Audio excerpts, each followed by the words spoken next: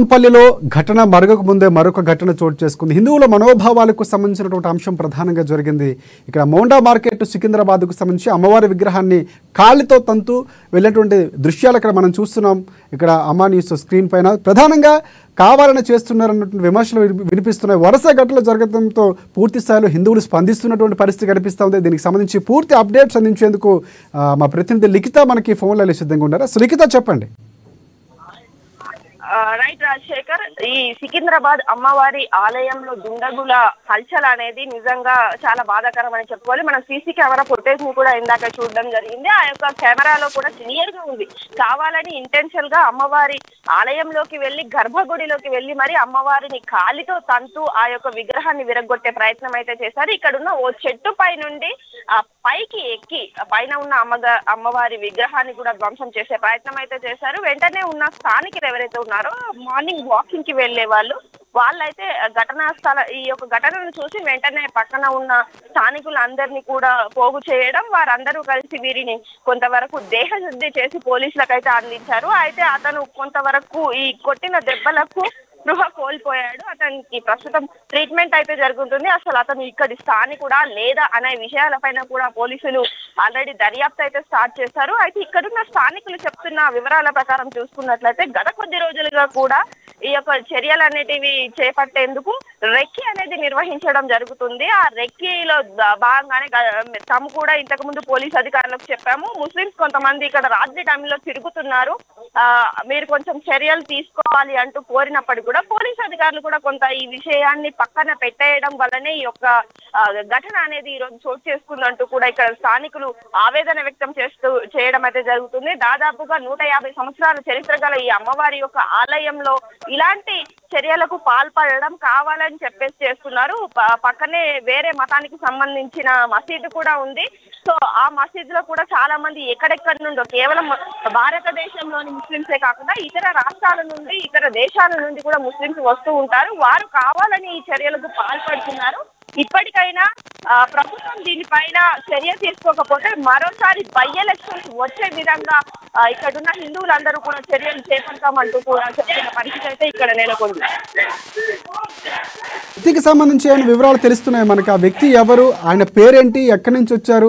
పోలీసులు ఏమైనా ఈ దిశగా దర్యాప్తు చేసి విషయాలు వెల్లడించినటువంటి పరిస్థితి కనిపిస్తుంది. ఎందుకంటే ఇందాక మీరు మాట్లాడుతూ రెక్కీ నిర్వహించారంటే ఆ ఏరియాలో తిరుగుతున్నటువంటి పరిస్థితి కనిపిస్తూ ఉంది. సో పూర్తిగా సంకేతాలు ఉన్న నేపథ్యంలో పోలీసులకు నిర్లక్ష్యంగా వ్యవహరించారంటే కొంతవరకు అనుమానాలు వ్యక్తం అవుతున్నాయి. సో అక్కడ ఎవరు, ఆ వ్యక్తి ఎవరు, సో దానికి సంబంధించి ఏమైనా డీటెయిల్స్ ఏమైనా పోలీసులు చెప్పినటువంటి పరిస్థితి కనిపిస్తుందా? ఒక ముస్లిం గానైతే గుర్తించడం జరిగింది, కానీ అతను ఎవరు ఏంటి అనే వివరాలు అతను ప్రస్తుతం స్పృహలో లేడు. అతను గనక స్పృహలోకి వస్తేనే అతని ఐడెంటిటీ అనేది తెలుస్తుంది అంటూ కూడా చెప్తున్న పరిస్థితి కనిపిస్తుంది. అయినప్పటికీ కూడా అతను కొంతవరకు మద్యం సేవించి ఉన్నాడు. ఆ మద్యం మత్తులోనే ఈ యొక్క చర్యకు పాల్పడ్డాడు అంటూ కూడా ఇక్కడ పోలీసు అధికారులు చెప్తున్నప్పటికీ స్థానికులు మాత్రం ప్రతిసారి హిందూ దేవాలయాల పైన జరుగుతున్న ఈ హల్చల్ ఏదైతే ఉందో దీనికి కారణం అయితే మద్యం మత్తు అంటారు, లేకపోతే మత చింతం లేదు అంటారు. ఇట్లాంటి ఇవి చెప్పినప్పుడు మేము ఇంతకు ముందు విన్నాము, కానీ ఈసారి వినే ప్రసక్తే లేదు. అతని యొక్క మెడికల్ రిపోర్ట్స్ ఏవైతే ఉన్నాయో అవి మాకు సబ్మిట్ చేస్తేనే ఈ యొక్క గొడవలు అనేటివి సర్దుమణుగుతాయి. లేకపోతే రాష్ట్ర వ్యాప్తంగా కావచ్చు, దేశ వ్యాప్తంగా కావచ్చు, ధర్నాలు అనేటివి కొనసాగించే దశగా మేమైతే ముందుకు అడుగులేస్తామంటూ కూడా చెప్తున్న పరిస్థితి అయితే ఇక్కడ నెలకొంటుంది. రాజేష్, పరిశీలించినటువంటి పరిస్థితి కనిపిస్తుంది. దాంతోపాటు అక్కడ కిషన్ రెడ్డి కూడా వెళ్ళారు.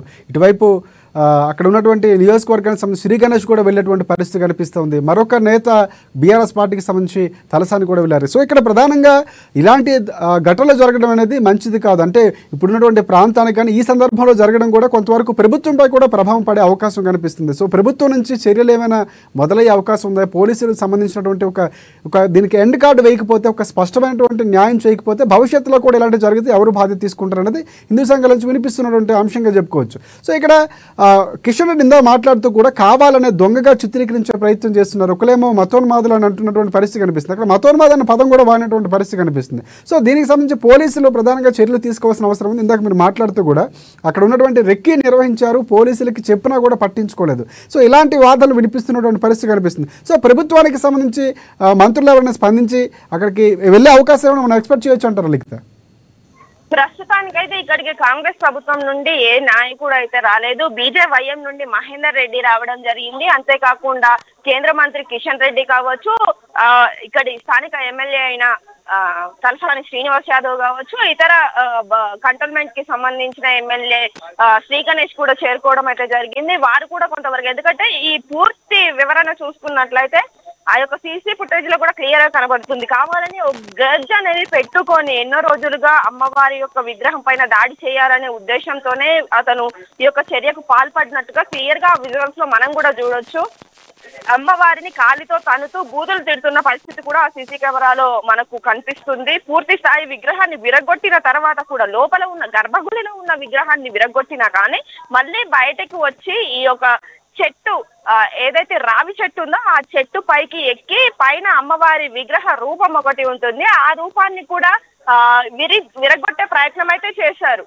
అంటే ఎంత కోపాన్ని అతను లోపల దాచుకొని ఉండుంటే ఈ యొక్క చర్యకు పాల్పడతాడు. ఇదంతా కేవలం మతోన్మాదం వల్ల జరిగిందని మాత్రమే అక్కడ వాళ్ళు చెప్తున్న పరిస్థితి కనిపిస్తుంది. వీడియోలో కూడా క్లియర్ గా కనిపిస్తుంది. దీంతో ఆ యొక్క చర్యను చూసిన స్థానికులు వెంటనే స్పందించారు కాబట్టి అక్కడి వరకు ఆగింది. లేకపోతే ఇంకేం జరిగేదో. హైదరాబాద్ నగరంలో చూసుకున్నట్లయితే హిందూ ముస్లిం బాయి బాయి అని ప్రతి ఒక్కరు కూడా కలిసి మెలిసి ఉంటారు. అలాంటి హైదరాబాద్ లో మొన్నటి వరకు చూసుకుంటే గణేష్ నవరాత్రులు జరిగాయి, ఆ తర్వాత దేవి నవరాత్రులు మొదలయ్యాయి. గణేష్ నవరాత్రుల సమయంలో చిన్న చిన్నవి జరిగినప్పటికీ కూడా అవి జంతువులు చేశాయంటూ కూడా బయటకు తోసేసే ప్రయత్నం చేశారు. అట్లాంటప్పుడు జంతువులకు కూడా హిందూ దేవుళ్ళు నచ్చట్లేదా అనే ఒక ప్రశ్న అయితే ఇక్కడ వెలువడుతుంది. అయినా కానీ ఈ యొక్క ప్రభుత్వం ఇప్పటి వరకు ఏదైతే దేవాలయాల పైన జరుగుతున్న ఇష్యూస్ నడుస్తున్నాయో వీటిపైన ఇప్పటి వరకు సీఎం రేవంత్ రెడ్డి కావచ్చు, ఇతర మంత్రులు, డిప్యూటీ సీఎం కావచ్చు, ఇతర మంత్రివర్గం కావచ్చు, ఒక్కసారి కూడా ప్రెస్ మీట్ పెట్టి మాట్లాడకపోవడం వెనక కారణాలు వారు కొంతవరకు ఎంఐఎం కి భయపడుతున్నారు అనే వార్తలు కూడా ఇక్కడ వినిపిస్తున్న పరిస్థితి కనిపిస్తుంది. ఏది ఏమైనప్పటికీ కూడా ఇప్పటి నుండి ఇంకా ఇలాంటి చర్యలు కొనసాగితే మాత్రం హిందూ ధర్మాన్ని పాడు చేసే ప్రయత్నం చేస్తే మాత్రం ఎవరు ఊరుకోమంటూ కూడా వారు మాట్లాడుతున్న పరిస్థితి అయితే కనిపిస్తుంది. చాలా వరకు వారి యొక్క ఆవేదనను వ్యక్తం చేస్తున్నారు. ఎందుకంటే చాలా చిన్నతనం నుండి తమ తాతల తరం నుండి కూడా ఈ యొక్క ఆలయాన్ని చూస్తున్నాము. ఇప్పటి వరకు ఇక్కడ ఈ ఆలయాన్ని టచ్ చేసిన వాళ్ళైతే ఎవరు లేరు, కానీ వీరు మాత్రం కావాలని చేస్తున్నారు. గొడవలు సృష్టించే ప్రయత్నం అయితే ఈ యొక్క ప్రభుత్వం చేస్తోంది. ఇలాంటి చర్యల వలన వారికే నష్టం అవుతుంది అని కూడా హెచ్చరిస్తున్న పరిస్థితి కూడా ఇక్కడ కనిపిస్తుంది. రైట్. థ్యాంక్స్ ఫర్ అప్డేట్స్ లిఖిత.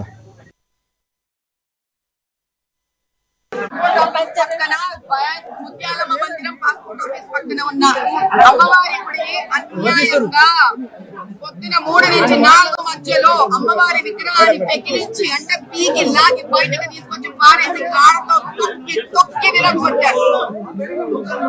ఆ పని చేసిన వాడి మతము ఇస్లాం మతము.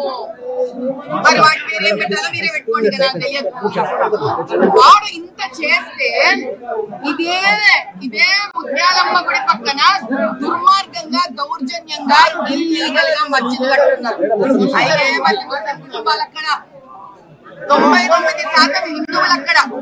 ఆ మధ్యలో ఎప్పుడు 30-40 మంది ఉంటారు.